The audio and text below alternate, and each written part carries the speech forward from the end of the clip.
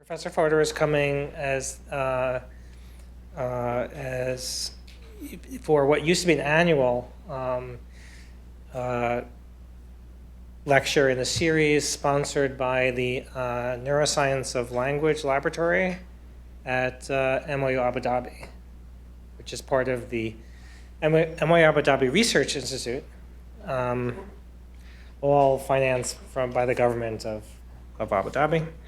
I don't know how many of you have been in this building before. This is, you should enjoy the rug over there, which is a replica, hand stitched wherever you make rugs in Iran. That's a replica of the largest Persian rug in the world that's on the floor of the Grand Mosque in Abu Dhabi.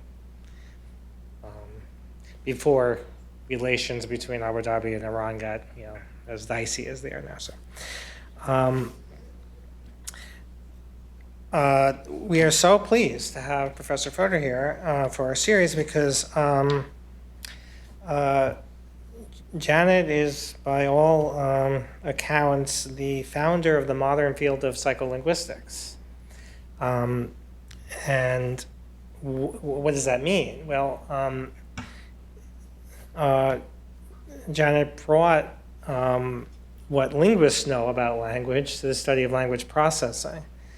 And that she did this with a kind of rigor that has defined the field. That is, the nice thing about Janet's work is that there's no wishy-washy statements and predictions. Things are incredibly strong. So when she pushes, in some of her earlier work, pushed incremental processing of sentences over parallel parsing, where you keep a lot of possibilities for what the structure of the sentence you're hearing is. That's a bold hypothesis in terms of predictions it makes, and so that brought a level of rigor to the hypothesis in the field that I think is still around. And so 30 years ago, she co-founded an annual meeting for psycholinguistics, which is still called the CUNY Sentence Processing Conference, even though it's not held at CUNY except occasionally. And that conference is characterized by this kind of research.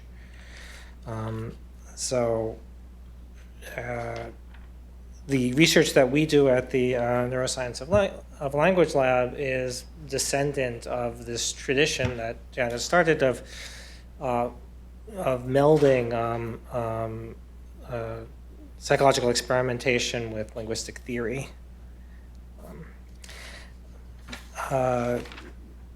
I have a list of some honors. And so Janet was the president of Linguistics Society of America.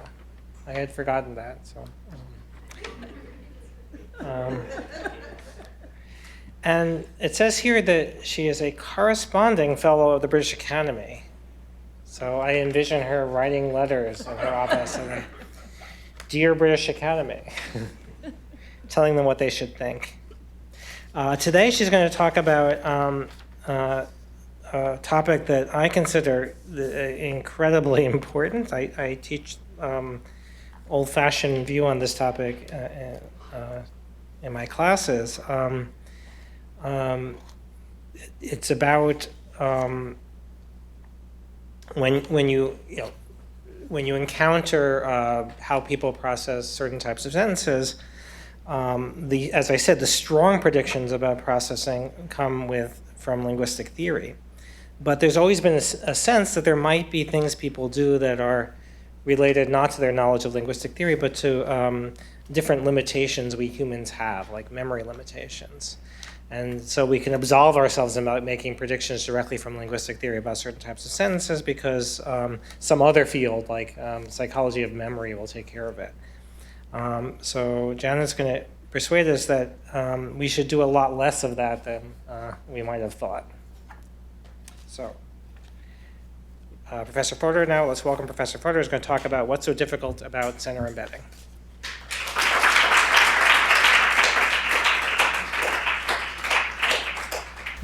thank you, Alec. I hope we change your mind before the evening is out. Thank you all for being here. Before I begin, I want to reassure you that that handout is just for your convenience, right? For you to scribble on if you feel like it, draw pictures if that's the mood you're in. But be assured that there's nothing on the handout that isn't on the screen. So you can focus on the screen, right? And it will all be there, all right? So first of all, I should credit my wonderful team of graduate students in the psycholinguistics lab at CUNY, Danielle Ronkos, Ben McCauley, Tally Callahan, and Tyler Beckett. They've done most of the work on this, and they're really great. Okay, so let me see if I can control the system. Yes, all right. So this is what everybody is sure of. You learn this maybe in your first year of linguistics. The double center-embedding relative clause constructions are unparsable. And here's a pretty standard example. The man, the girl, the cat scratched, loved, died, right? That doesn't sound like an English sentence. It's very hard to process. What's amusing about this is that if we make it ungrammatical by leaving out one of the verb phrases, it sounds better. The man, the girl, the cat scratched, died. Doesn't that sound better? Yes. So we've got a lot of peculiar facts to explain. All right, so for those of you who are not familiar with this, I'm just going to walk through the nature of the construction. So here's our sentence. And what we have here is a main clause, the man died, which surrounds a relative clause, the girl loved, and that surrounds another relative clause, the cat scratched, okay? So I think of this as like an onion, but Ralph here made that beautiful picture of the nested Russian dolls, and you can think of it that way, so better than an onion. But it's the same idea. They're nested, one inside each other, and that creates some processing problems. Okay. Here's an example from a paper by Gibson and Thomas.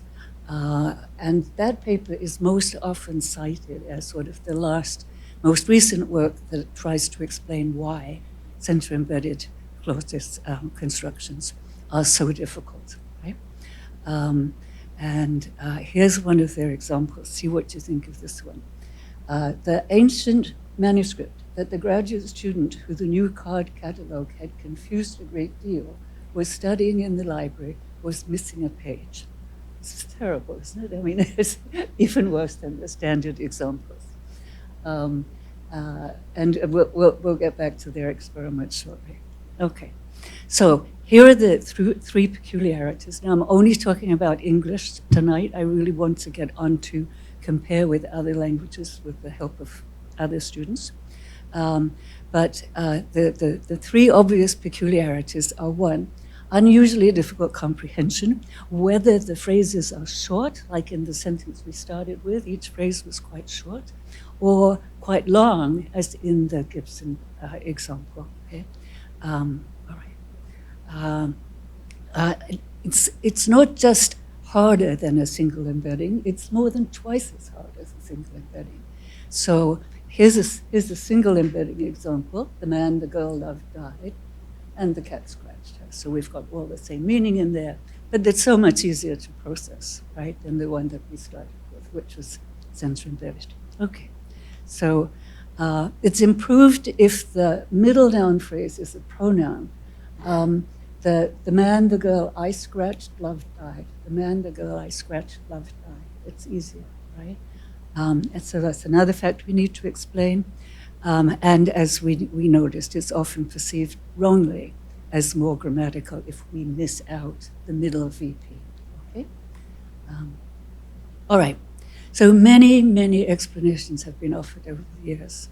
So I believe it was Chomsky who started this whole thing, as so many things, and people have been challenged by it.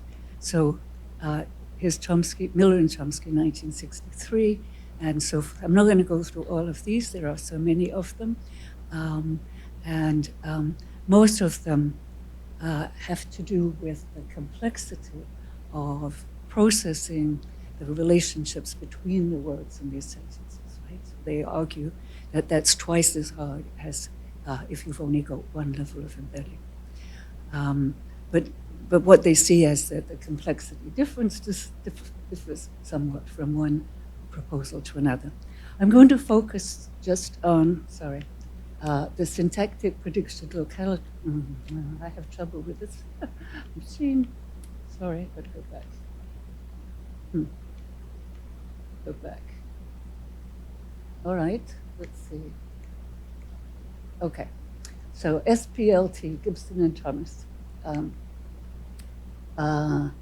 And this has to do with processing resources. It points out that there's a high memory cost at NP3 that is so that we've got the patient who's the nurse who's the clinic, and here's NP3 in the structural analysis. And there you've got to remember that 3 things are needed after that, right? 3 appropriate things are needed.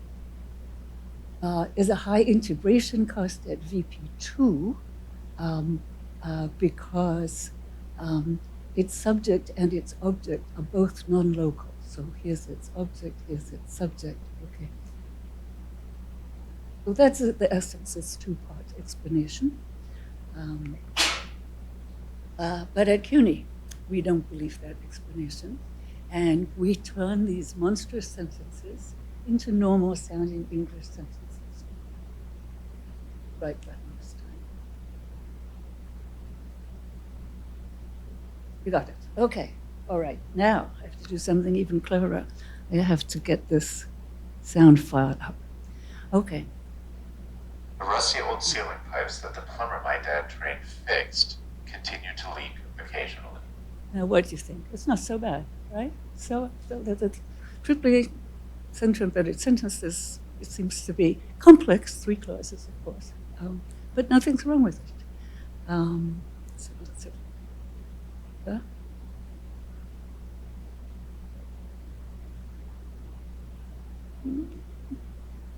Yeah. So without that, so another version of that sentence. The pipes that the unlicensed plumber, the new janitor reluctantly assisted, tried to repair burst. Okay, and let's see if I can get the sound file here for you. The pipes that the unlicensed plumber, the new janitor reluctantly assisted, tried to repair burst. Right. That is harder, do you believe, than the first one? Okay, good.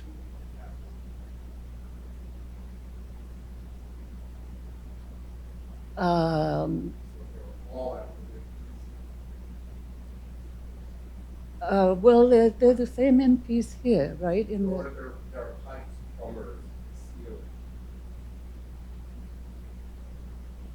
Okay, so be a little patient. We have some cases where we have literally the same word string, and we make one easy and one difficult. Okay, we'll get there.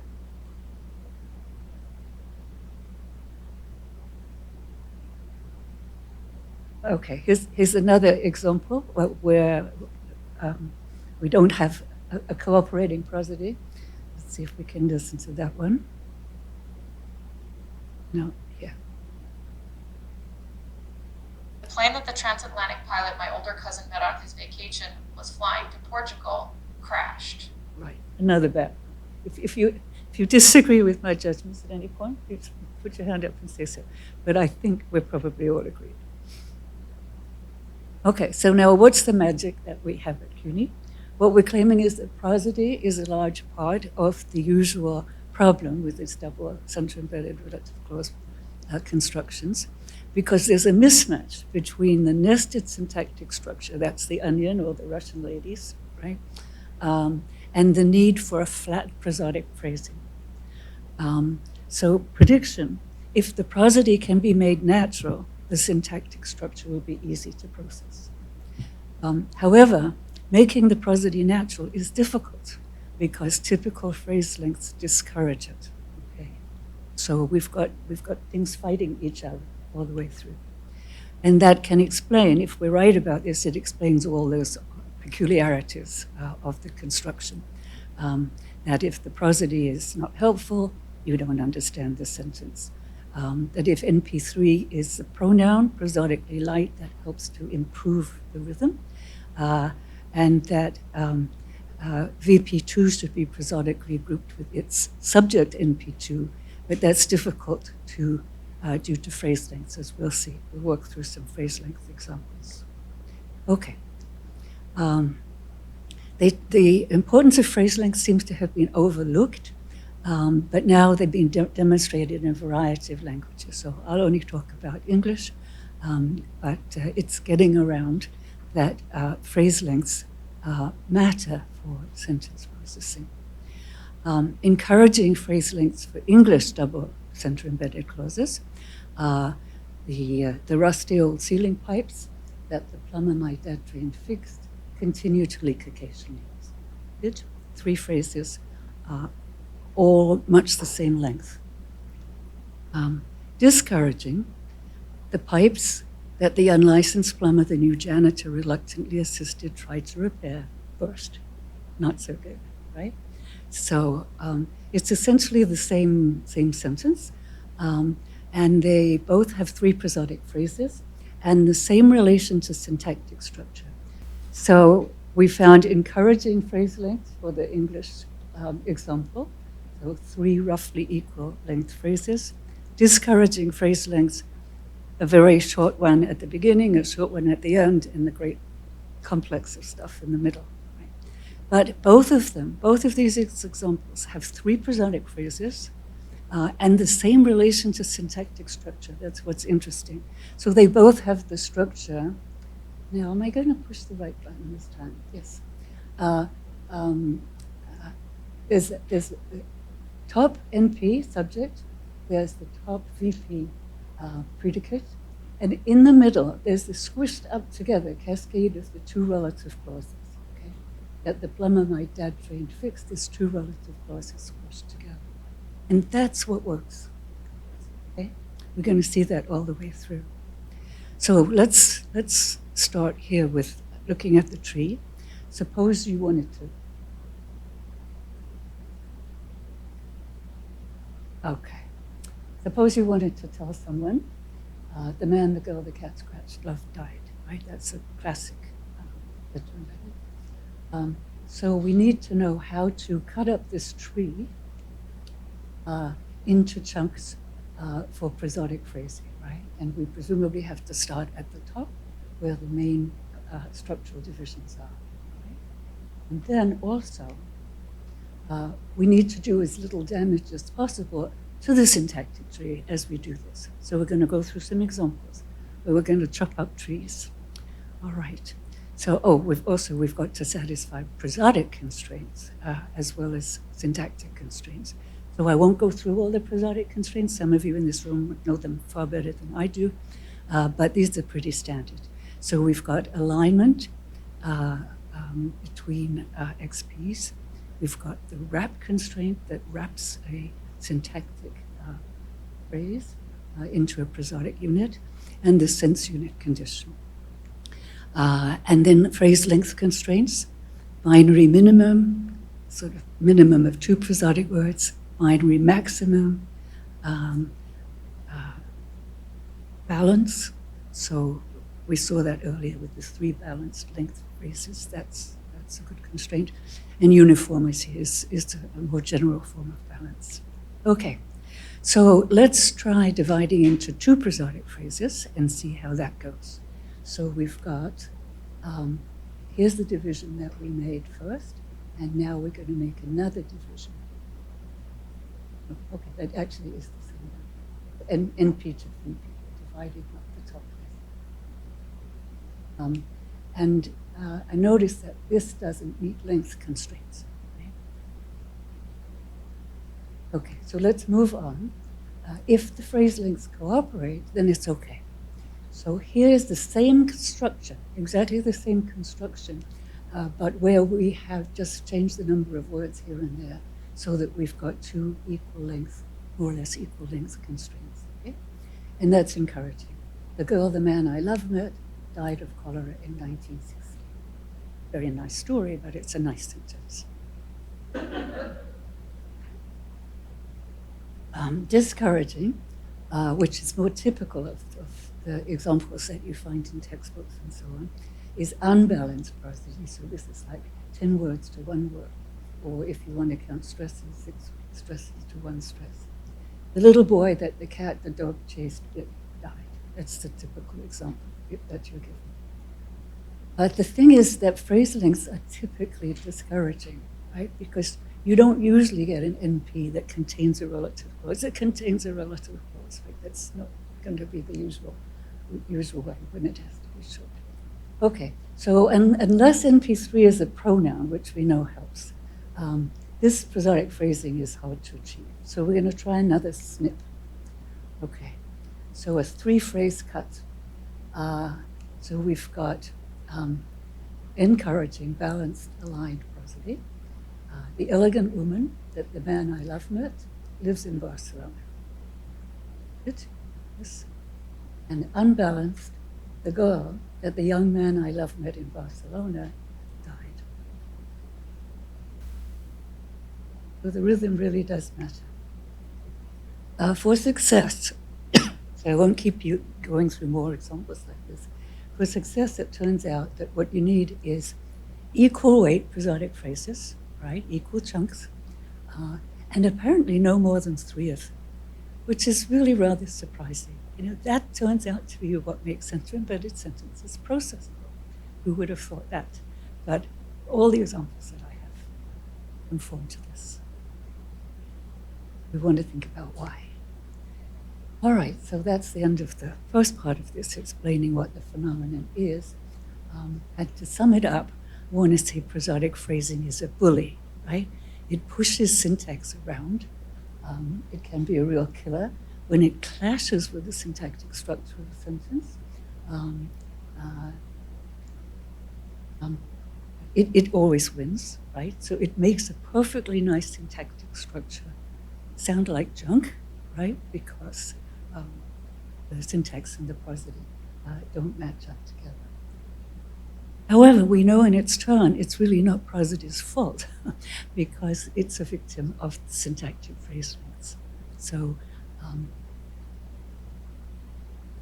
prosodic phrasing is very sensitive to the syntactic phrasing, and that is what creates the problem. Okay, so here's the bottom line. First, we've noticed an extraordinary influence of phrase length in sentence processing. Now, that's more than just stylistic. We all know of people who can phrase their sentences very elegantly, right? And the phrases are balanced and so forth. But that's not what we're talking about here. We're talking about this bully, which says, this doesn't sound like a sentence to you because the phrase lengths are not doing what the syntax wants them to. All right, so we'll go on to that. I just want to admit first that if you look in corpora, you won't find many of these double center-embedded sentences, but that's not the point, right? The point is that they're in our language, they're processable. We've got to be processing them somehow, okay? And the fact that they're rare just means, well, nobody has found the right solution yet. They're rare because they're complex, but this is how we're going to test a hypothesis. There's no point trying to test the hypothesis about how syntax and prosody work together on a sentence like John can swim, right? I mean, almost anybody's theory can do that. We've presented ourselves with a challenge here, a difficult challenge. Some center-embedded sentences are fine, some sound like gobbledygook, and we have to know what the difference is between them. All right, so I'm going to run quickly through some experiments that we've done in the lab,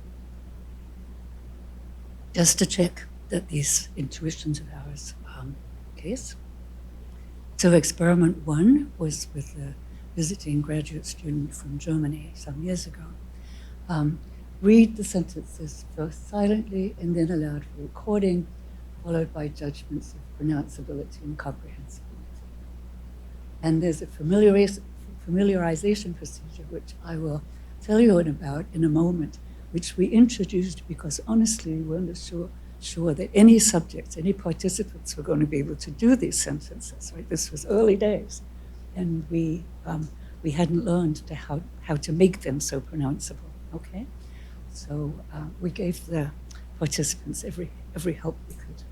Experiment 2 is rather similar. Now the graduate student from Germany, read them silently and then give a grammaticality judgment. We included this because a lot of psycholinguists feel that grammaticality judgments are the most objective measure of parsability. Right? I'm not sure myself. Okay. So here's the familiarization protocol in experiment 1. So to avoid a floor effect, that is to say everybody scores 0. So we displayed it one sentence at a time in turn, one chunk at a time in turn. And the participant read the chunk silently and then aloud. And we gradually increased the structure. So we started with, so they didn't see all of these at once, right? One after the other. My dad trained a plumber. Here's the plumber my dad trained. The plumber my dad trained fixed the rusty old ceiling pipes. The rusty old ceiling pipes, whoops. Here are the rusty old ceiling pipes that the plumber my dad trained fixed. And this is the one that they had to read aloud. The rusty old ceiling pipes that the plumber my dad trained fixed continue to leak occasionally. So we gave them all the help that we could. So they judged the yellow one, and they judged how easy it was to pronounce and how easy it was to understand.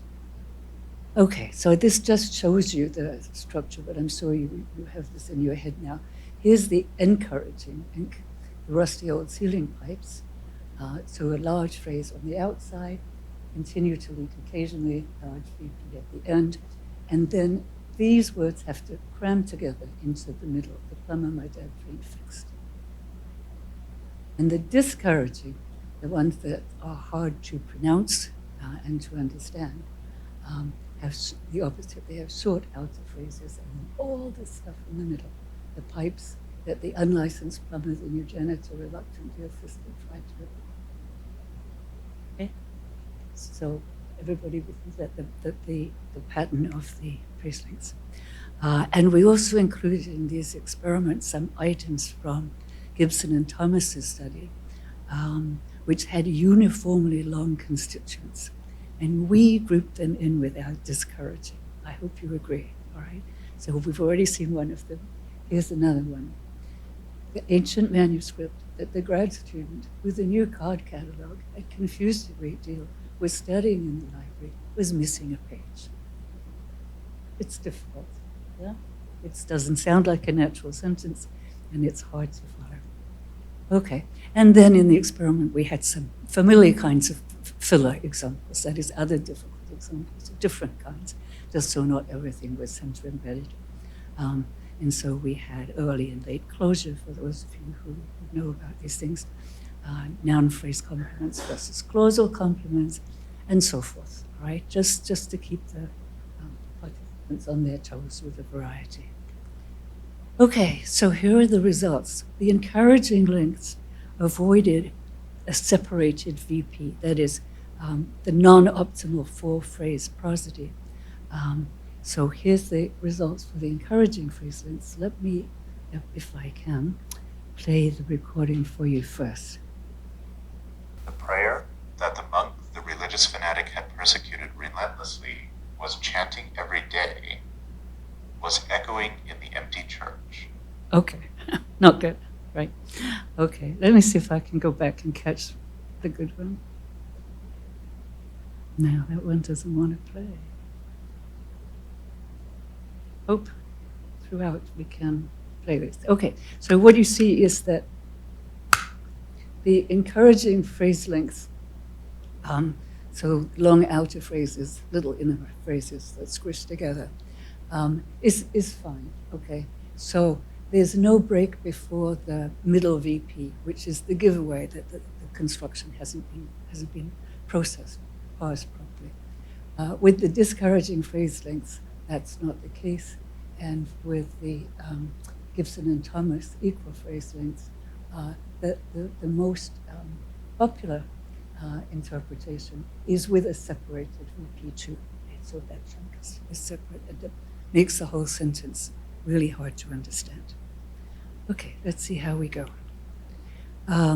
So this is just a confirmation of that. if there's an integrated VP2, that is, if it's part of that middle collection of phrases, then you get good comprehension.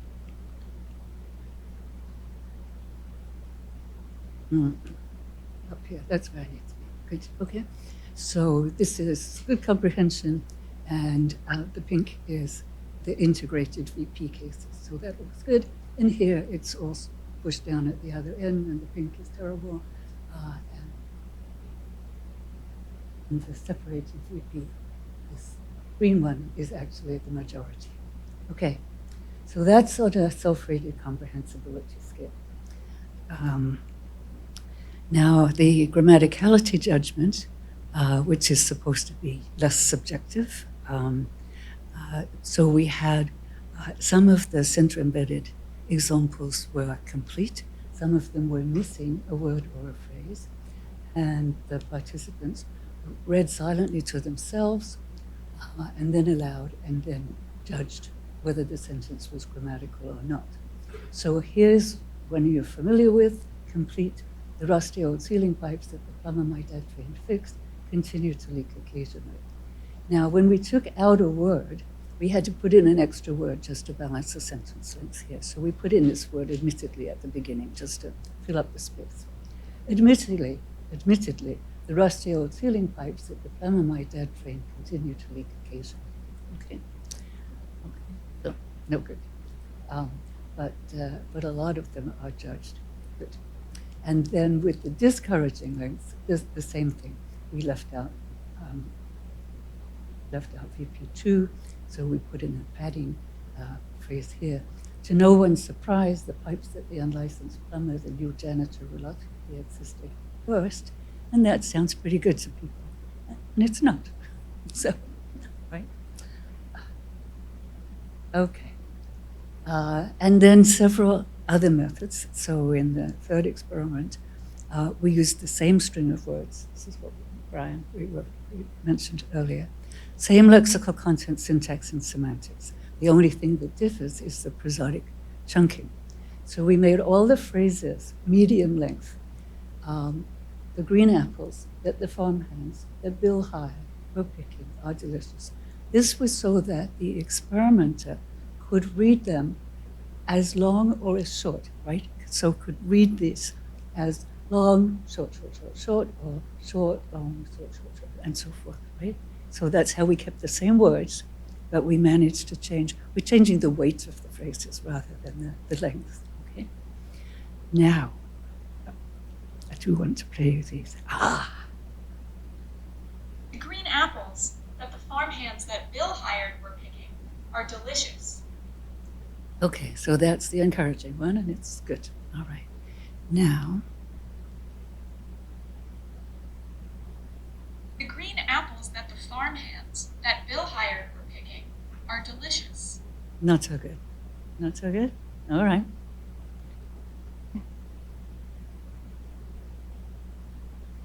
Well, there are various ways of being not so good.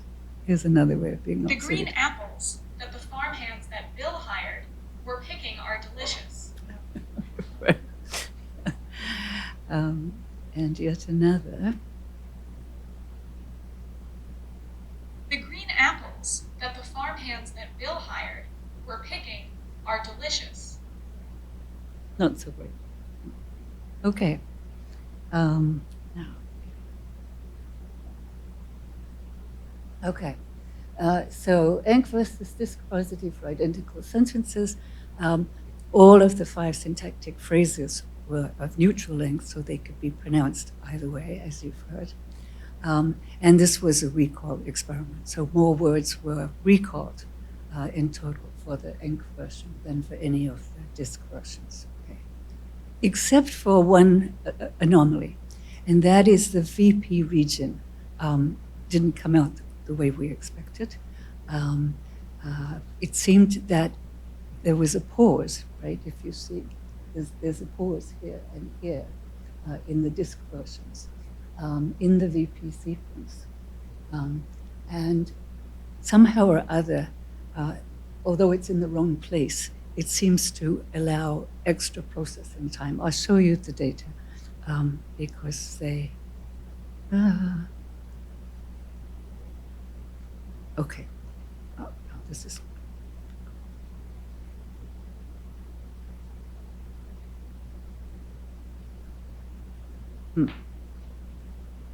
Right, okay. So the NP disk here, the ink and disk start out sort of pretty much neck and neck. And then slowly it becomes clear that the NP disk is becoming harder than the ink, okay? So right at the beginning of the sentence, nothing much is going on. And harder, which is sort of what we were expecting. So just to summarize those early experiments, right? We did everything we could. The pronounceability judgment, complexability judgment, comprehensibility judgment of the same word string, word recall, visual input from auditory input, prosodic groupings, and so on. But now what I want to get to is what we did next. So what we wanted to do was to exclude any other possible way in which the participants might be comprehending these sentences. Because it's often complained that once you've got the words, right, if you're smart, you can make, you can compose a sentence yourself, right? So smart guessers might seem to be doing central processing, but might not really be. So we tried to think of a way of preventing that smart guessing. So we wanted a task that was completely spontaneous and where the participants were unaware of what we were after.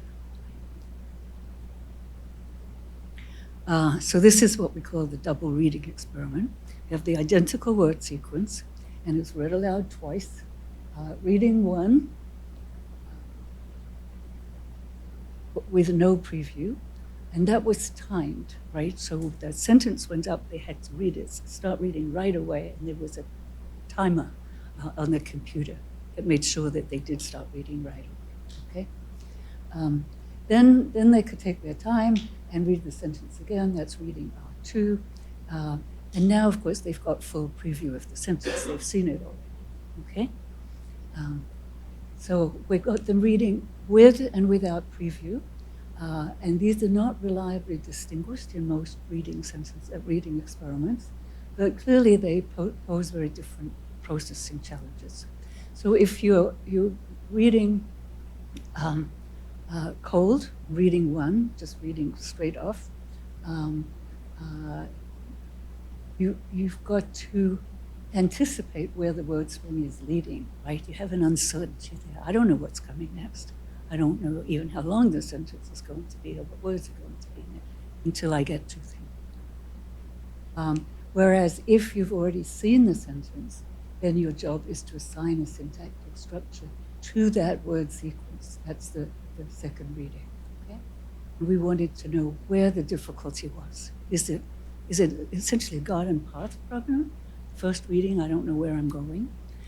Or is it a deep processing problem? Even when I see all of the words, I don't know how to put them into a syntactic structure that makes sense. Now, this is what's a little odd about this experiment. We needed a response measure that didn't draw attention to meaning, right, to semantics. And so we decided that reading aloud was what we wanted, because that's something that people can do all the time. And so it would help them to be unaware of our purpose. And here's the decision we made. We're going to rely on the optimal prosody from those previous experiments. Right? So we now know what the optimal prosody is. You break after the first noun phrase, you break before the last verb phrase, and you pack everything up together in the middle. Okay? And that worked with essentially all of the methods that we applied. So here's the reasoning, and you may or may not agree with it. We can discuss it if you want to, right? If somebody produces these sentences with the appropriate prosody and reading too, okay, that suggests that they've got the correct syntax, because it's almost impossible to make that prosody if you haven't got the right syntax. You know how hard that can be. And then, if they've got the correct syntax, then there's at least a chance that they're comprehending the Not necessarily, because there's semantics also in the comprehension. We're not testing semantics here deliberately, right? We're taking off the semantics. But at least it's possible that they're getting some comprehension out of this. Okay. So this is the one done with the current lab team. Input was, all of the phrases were medium length, like in the previous experiment. So one, read aloud without preview, and then the timer checks that you're not cheating in that. And we'll say, don't worry if it sounds odd the first time. And then two, read it again, where you think it ought to be. So what we wanted to know was whether typical English readers, normally competent English readers, can realize that their no preview prosody, their first cold reading of these complex sentences, is not optimal. Red glitter that the greeting cards that the kids made were covered in not everywhere. It's confusing. Oh, that's so confusing. That's what he's saying to himself. The red glitter that the greeting cards that the kids made were covered in got everywhere. Okay. That's the second chapter. Yeah, he's nailed it. Right.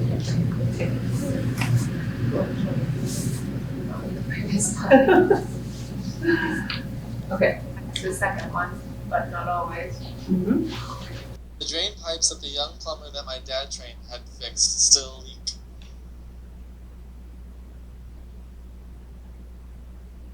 The drain pipes that the young plumber that my dad trained had fixed still leak. I don't like that still. The drain pipes that the young plumber that my dad trained had fixed still. Okay, so that was the third attempt. Last one. The air conditioner that the spare room that Ted sleeps in is cooled by keeps him awake. The air conditioner that the spare room that Ted sleeps in is cooled by keeps him awake. Okay, so that was easier for some reason. Thank you so much. What I can't tell you, because I forgot to look it up, was whether, was whether that third one was later in the experiment and he was actually getting more experienced as time went on. That is possible. And I should go back to the data and check that. But you could, Was New York in the summertime?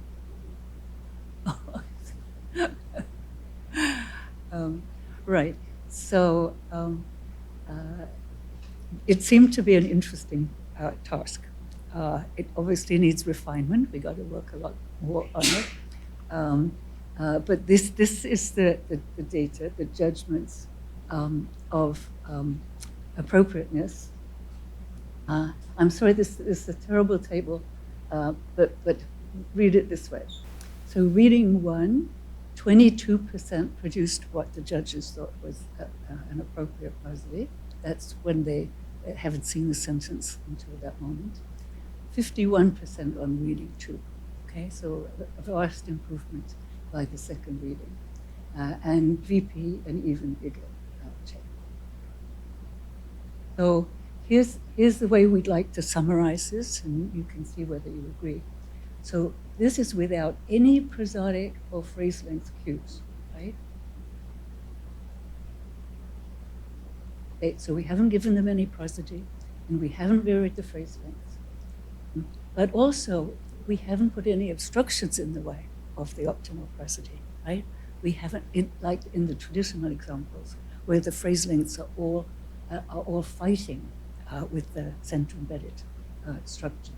So as long as we take away the obstructions, we don't need to give help to many normal English speakers. Right? They apparently do arrive at this three prosodic phrase pattern of integrating the syntax and the phonology.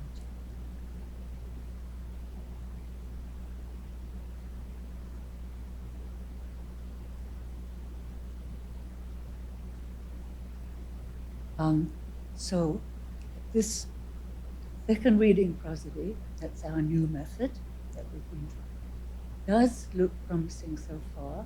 It's a subtle test of syntax phonology integration. Avoids, as far as possible, it avoids as far as possible semantic and pragmatic and other influences. However, there are strong hints of individual differences. I haven't brought you those data because they're complicated to present, but the results show that for some readers, there's this dramatic increase in optimal prosody for reading two. And for others, there really wasn't. Nobody actually reversed, nobody got worse on the second reading. But some of them really didn't shift much at all. So we have to go on and check out what's going on here. Maybe some people do know about center-embedding, and some people just don't, and don't get it. Okay. Now, I want to consider a couple of objections, because otherwise you will. So reading two is the second attempt at reading the sentence, right? You say, well, of course it's going to be an improvement. Not really improvement. However, note that the readers seem to know what counts as an improvement. They know which way to change the way they pronounced it the first time to make it better. So that's what's encouraging.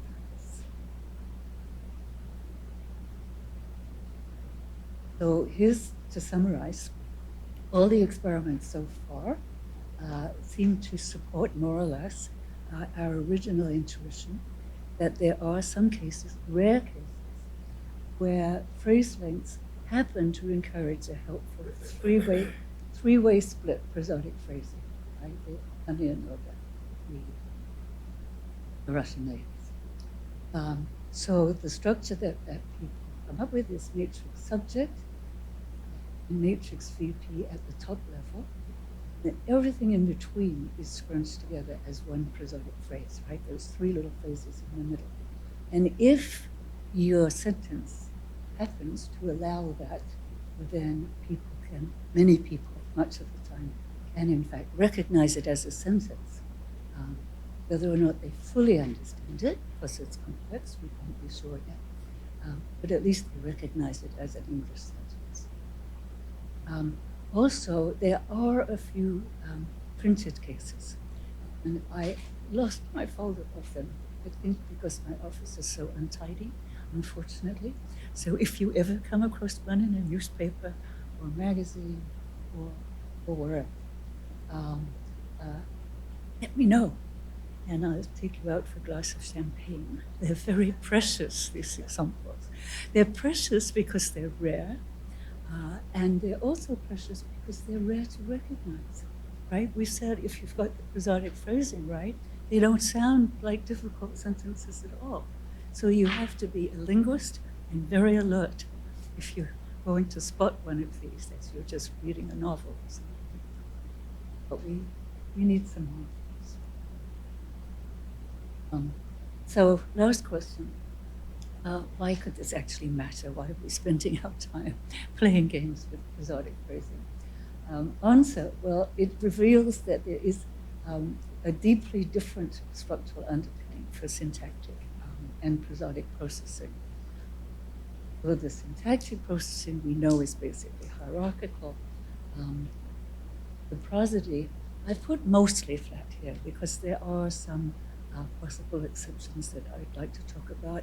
And quite possibly in other languages, it's been suggested for German that there's two-level hierarchy going. But so that's important. Maybe a lot of phonologists would say, well, we knew that already. But I think this might be the most dramatic evidence that the two fight each other, right? And you get them playing nicely together. The sentence sounds like a sentence. Hitting each other, it doesn't sound like English sentences at all, right? And that's really dramatic. And then it explains our history that we started with. Remember, there was that whole page full of processing explanations there. This one seems to be just very direct, and it's the only one that says, okay, and some of these sentences aren't difficult at all. All the others that rely on complexity of building the tree structure and suggest that they should all be the same. And the phrase length should have nothing to do with it. But since we've shown that phrase length does have a lot to do with it, in some sentences with this structure are perfectly acceptable, and then it seems that ours is the right explanation of why double center embedding sentences are so difficult sometimes. Okay, thank you.